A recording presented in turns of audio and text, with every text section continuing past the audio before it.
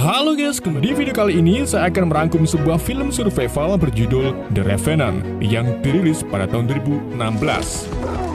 Film ini dibintangi oleh Leonardo DiCaprio, Tom Hardy, Will Poulter, dan gak usah lama-lama, yuk mari kita simak alur ceritanya. Dimulai dengan orang Amerika bernama Hugh Glass yang memiliki seorang istri bernama istri dari suku Indian bernama suku Pawnee. Mereka memiliki seorang putra bernama Hawk dan hidup bahagia di desa mereka. Akan tetapi, kebahagiaan Glass berubah menjadi duka setelah tentara Eropa menyerang desa dan membunuh semua penduduk termasuk istri Glass. Tapi untungnya Glass dan putranya selamat, dan dari sinilah Glass berjanji untuk selalu menjaga Hawk.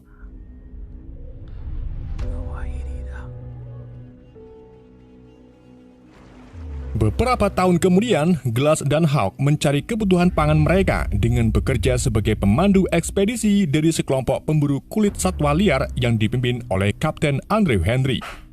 Tugas Glass bukan cuma memandu jalan, tetapi ia juga harus ikut berburu rusa, di mana rusa itu akan diambil kulitnya dan dijual ke sebuah perusahaan. Selagi Glass dan lainnya berburu, sebagian besar pemburu terlihat sedang menguliti hasil buruan mereka di kamp pinggir sungai. Saat sedang sibuk-sibuknya, tiba-tiba salah satu dari mereka datang tanpa pakaian dan jatuh ke tanah. Semua orang pun panik, dan di saat itulah mereka diserang oleh suku Indian lain bernama suku Ray.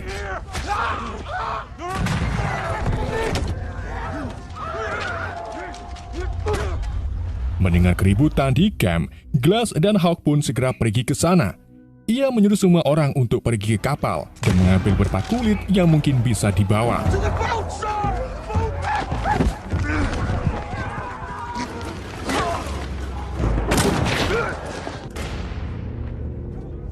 Meskipun perasaan dipenuhi dengan rasa panik, Glass, Hawk, Henry, dan 7 orang lainnya akhirnya berhasil selamat dengan menaiki kapal. Sedang 33 orang lainnya tewas di tangan suku Ray. Serangan suku Ray ternyata didasarkan atas hilangnya putri dari kepala suku Ray yang diculik oleh sekelompok pemburu. Namun kepala suku Ray tidak menemukan putrinya di kamp milik Henry dan memilih mengambil semua kulit rusa yang tertinggal untuk ditukar dengan kuda kepada kelompok pemburu Prancis. Saat kapal melintasi sungai Missouri, Kapten Henry memutuskan untuk kembali ke pos utama di kaki gunung dengan terus melewati sungai ini. Namun, Glass menyarankan Kapten Henry untuk turun dari kapal dan melanjutkannya dengan berjalan kaki. Karena menurut Glass, sungai ini adalah wilayah suku Ray yang cepat atau lambat, suku Ray pasti akan menemukan kita. Kapten Henry yang sangat menghormati Glass akhirnya mau mengambil saran dari Glass. Tetapi asisten Henry bernama Fitz sedikit tidak setuju karena menurutnya jalur sungai lebih cepat daripada jalur darat.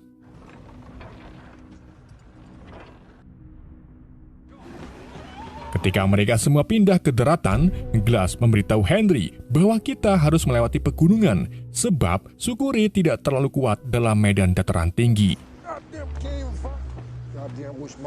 Sebelum melanjutkan perjalanan, Kapten Henry meminta krunya untuk mengubur sebagian kulit sehingga perjalanan nantinya tidak terlalu berat.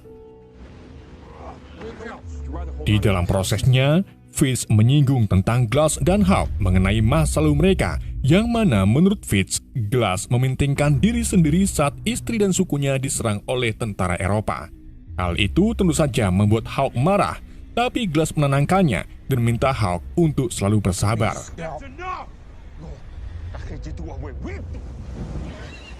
Mereka kemudian mulai melakukan perjalanan dengan dipandu oleh Glass.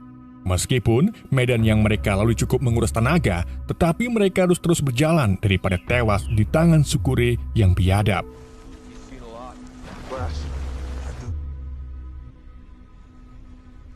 Keesokan harinya, ketika semua orang sedang terbobok, Glass memutuskan untuk berburu tikus werok sendirian di sebelah sana. Namun, bukannya bertemu werok, Glass malah meet and greet dengan beruang grizzly yang secara langsung menyerangnya.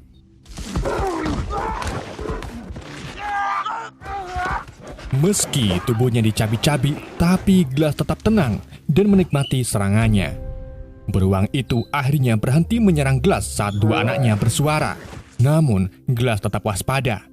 Ia mengambil senapannya dan mengarahkannya ke induk beruang.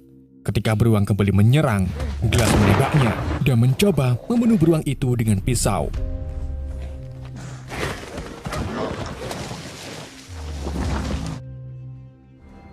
Beberapa saat setelah berhasil membunuh induk beruang, para pemburu lain menemukan Glass. Mereka sangat terkejut ketika melihat banyak sekali luka cakaran di tubuh Glass. Kapten Henry yang pernah diajari ilmu kedokteran oleh ayahnya lalu menjahit luka Glass. Luka-luka itu tidak hanya di badan Glass, tapi juga ada di lehernya yang memungkinkan Glass kesusahan dalam minum ataupun memakan.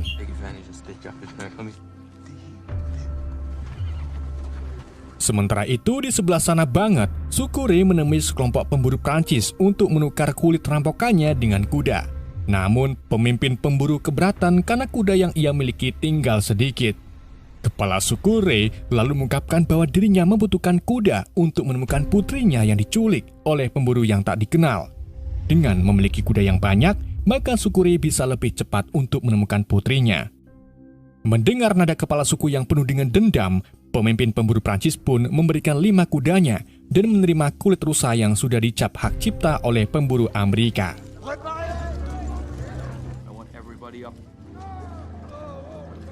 Keesokan harinya, Kapten Henry dan lainnya menandu Glass yang kondisinya kini sangat memperhatikan.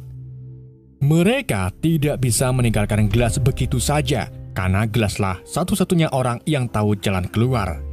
Namun, saat mereka melewati perbukitan bersalju, mereka menemukan kesulitan untuk menaikkan Glass. Dari sinilah, Kapten Henry memutuskan untuk mengakhiri penderitaan Glass dan meringankan beban timnya. Akan tetapi, saat hendak menembak Glass, Henry tiba-tiba merasa kasihan, karena bagaimanapun juga, Glass sangat berjasa dalam perjalanannya. Kapten Henry akhirnya minta Hawk dan pemburu muda bernama Jim untuk menjaga Glass sampai ia tiada. Ia juga menawarkan $300 kepada siapapun yang mau menemani Hawk dan Jim. Mendengar duit $300, Fitz pun menawarkan dirinya untuk menjaga Glass. Kapten Henry kemudian meminta Fitz untuk mengubur Glass dengan layak. Setelah itu, ia melanjutkan perjalanannya dengan yang lain, sementara Fitz, Hawk, dan Jim tetap tinggal untuk menjaga Glass sampai meninggal. Dalam keadaan lumpuh dan menunggu ajal, Glass mengingat tentang masa lalunya bersama sang istri. Ia juga diberi semangat oleh Hawk yang mengingatkan Glass akan kata-kata ibunya, yaitu jika nafas bisa hidup, maka tidurlah.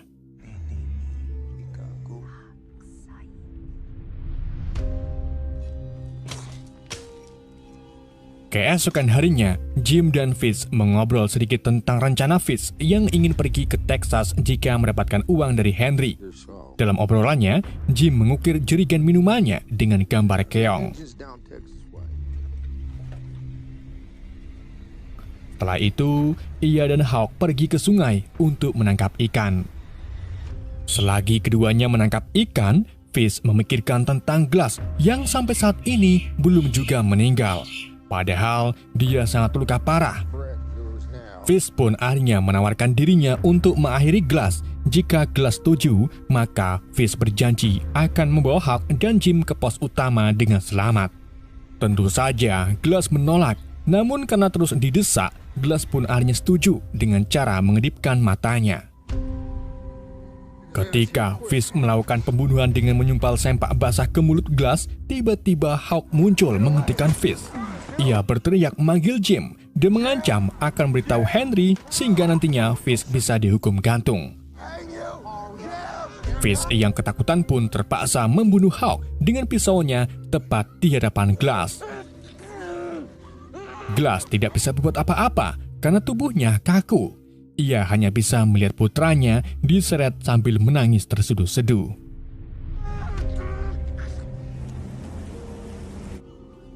Setelah Fitz menyingkirkan jasad Hawk, ia dihampiri oleh Jim yang membawakan air minum untuk Glass.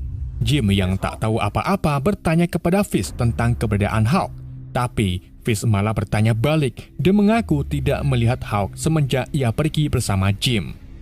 Di sini, Glass ingin sekali memberitahu Jim, namun apa daya, mengucapkan AOEWO saja susah untuk dilakukan.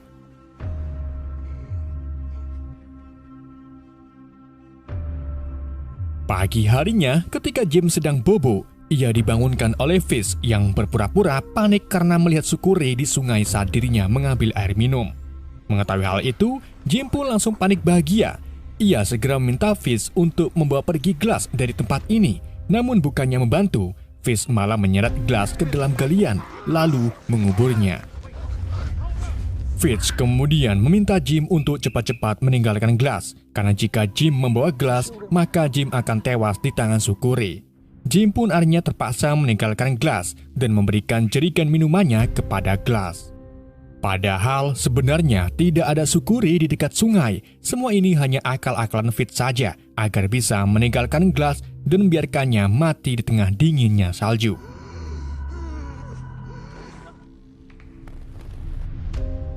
Setelah beberapa jam ditinggal, Glass berusaha mungkin menggerakkan tubuhnya yang masih kaku. Ia mengengsot ke jasad Hawk dan meratapi kesedihannya karena kini satu-satunya harta terindah Glass raib dibunuh oleh Fish.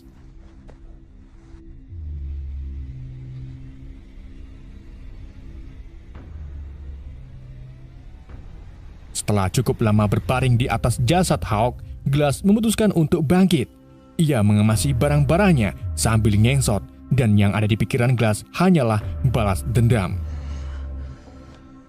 Glass lalu melakukan pengengsotan ke arah kemana perginya Fish. Selama perjalanan, Glass masih bersusah payah menuju ke arah pos. Ia bertahan hidup dengan cara memakan sumsum tulang dari bangkai rusa.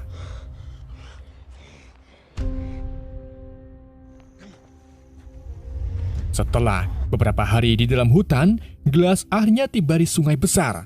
Di sana, Glass tidak bisa minum karena jahitan di lehernya terlepas. Ia pun memutuskan untuk membakar luka di lehernya dengan pupuk museum. Meski terasa sakit, tapi cara ini terbukti berhasil menutup luka di lehernya. Glass kemudian memilih beristirahat di pinggir sungai sambil memulihkan kakinya. Setiap pagi, Glass juga berlatih berdiri dengan menggunakan batang kayu. Saat Glass sedang berleleh di pinggir sungai, tiba-tiba Sukure datang. Glass pun segera bersembunyi di bawah tebing. Namun sayangnya salah satu suku mengetahui keberadaan Glass yang membuat Glass terpaksa membiarkan dirinya terseret oleh arus sungai.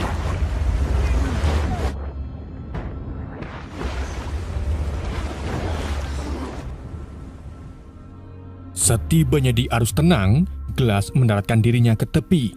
Kali ini masalah yang harus dihadapi Glass adalah rasa lapar, dingin, dan was-was akan serangan dadakan dari Sukure.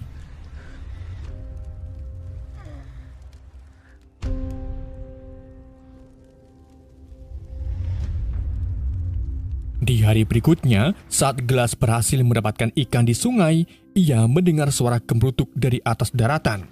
Glass pun menelikinya dan melihat ratusan kebo liar sedang diburu oleh sekelompok serigala. Ketika serigala-serigala itu berhasil menangkap salah satu kebo, Glass berniat untuk merebut kebo itu. Namun Glass masih sadar diri kalau dirinya maju dalam keadaan seperti ini, maka dirinya akan mati diterkam oleh para serigala tersebut. Malam harinya, saat Glass sedang rebahan, ia melihat kobaran api dari atas. Kobaran api itu ternyata berasal dari seorang pria dari suku Indian lain yang menggunakan api untuk mengusir para serigala. Kita panggil saja pria itu Bagong.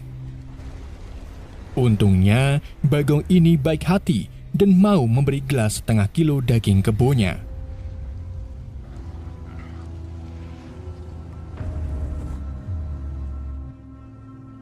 Di keesokan paginya, Glass dibangunkan oleh Bagong yang penasaran dengan luka di tubuh Glass.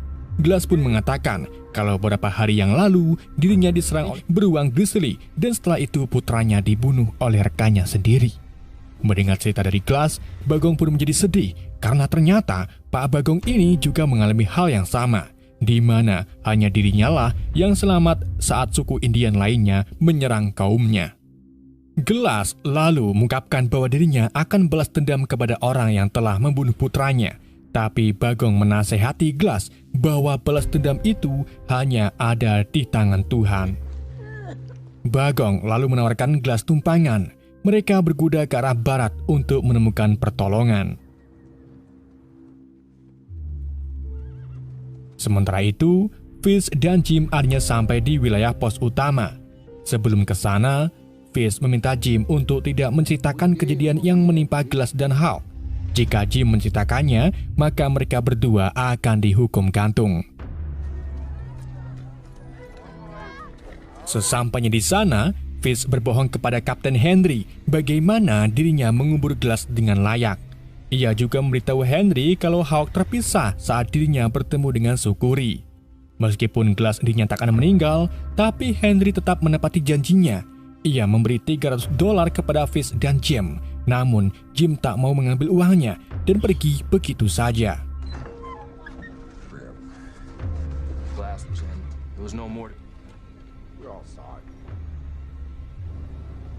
Di sisi lain, saat Bagong dan Glass melintasi badai salju, Glass tiba-tiba jatuh pingsan.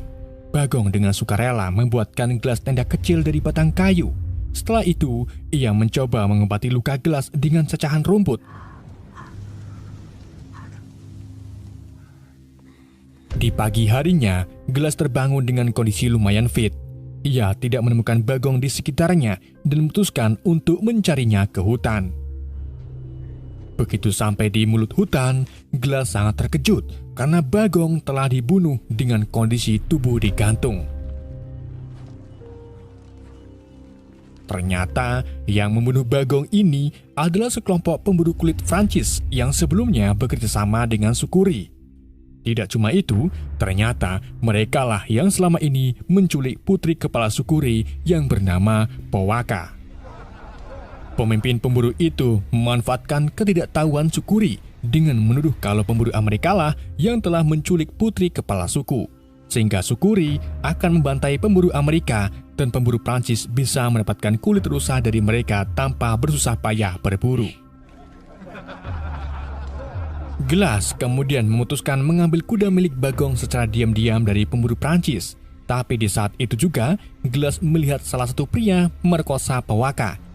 Glass lalu menyiapkan kudanya dan menembaki pemburu lainnya sambil melarikan diri.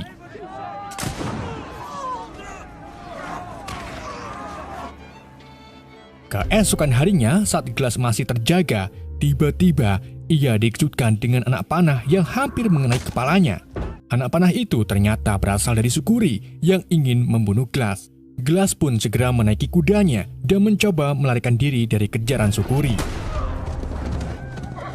Dalam pelariannya, Glass mengalami buta map yang membuat dirinya beserta kudanya jatuh ke dalam jurang. Untungnya, Glass masih bisa selamat, namun tidak dengan kuda milik Pak Bagong. Di saat itu juga, badai salju mulai datang. Glass yang kedinginan pun sengaja membelah perut kuda tersebut.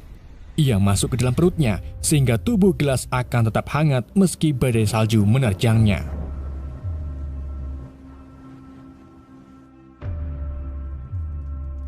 Keesokan harinya, Glass terbangun dan melanjutkan perjalanannya kembali ke arah timur.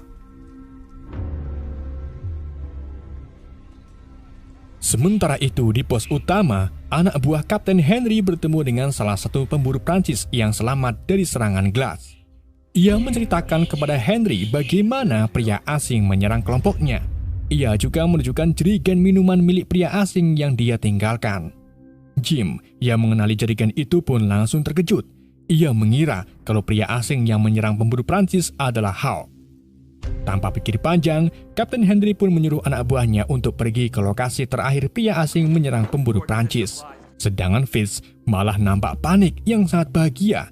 Bagaimana tidak, orang yang ia tinggalkan dalam keadaan lumpuh ternyata masih hidup dan kini sedang memburunya.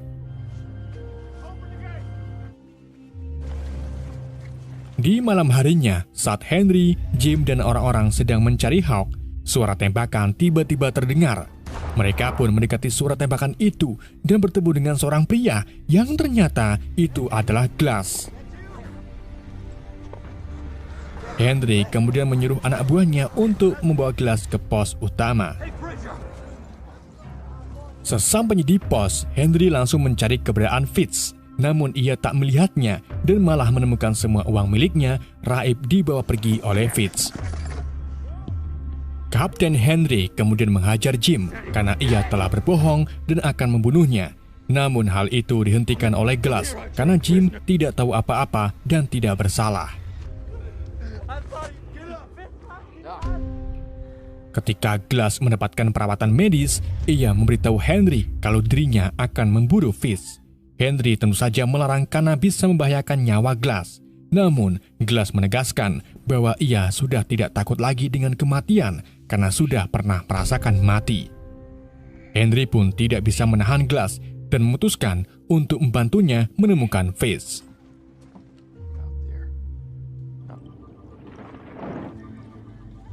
Pagi harinya, Glass dan Henry pergi mengikuti jejak Fitz. Setelah 2 hari mencari, mereka akhirnya menemukan titik terakhir Fitz beristirahat. Di sini, Glass meminta Henry mencari ke sebelah selatan, sedang dirinya mencari ke sebelah utara.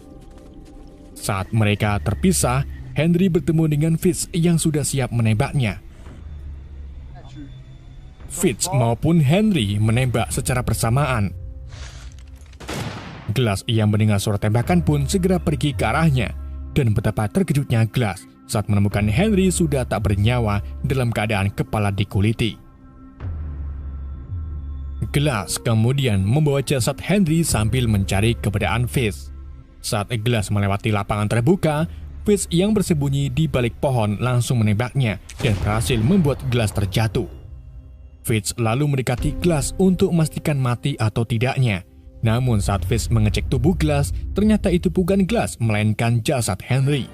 Glass yang bersembunyi di atas kuda pun langsung menembak Fitz, tapi tembakan itu hanya mengenai bahu Fitz. Glass lalu mengejar Fitz ke dalam hutan. Saat Fitz mulai kelelahan, keduanya memutuskan untuk berduel dengan senjata tajam.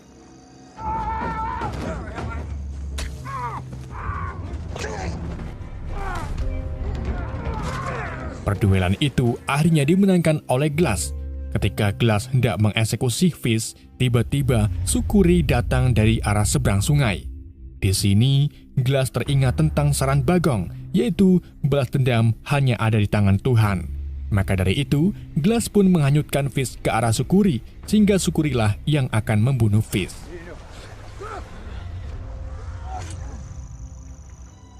Setelah membunuh Fitz, Sukuri mendekati Glass. Mereka sama sekali tidak menyerang Glass karena ternyata Putri Towaka sudah kembali dengan kepala suku dan memberitahu kepala suku bahwa Glasslah yang menyelamatkannya.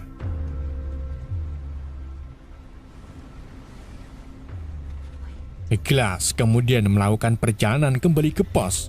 Saat menaiki bukit, ia melihat bayangan istrinya yang nampak bangga kepada Glass. Dan film pun berakhir.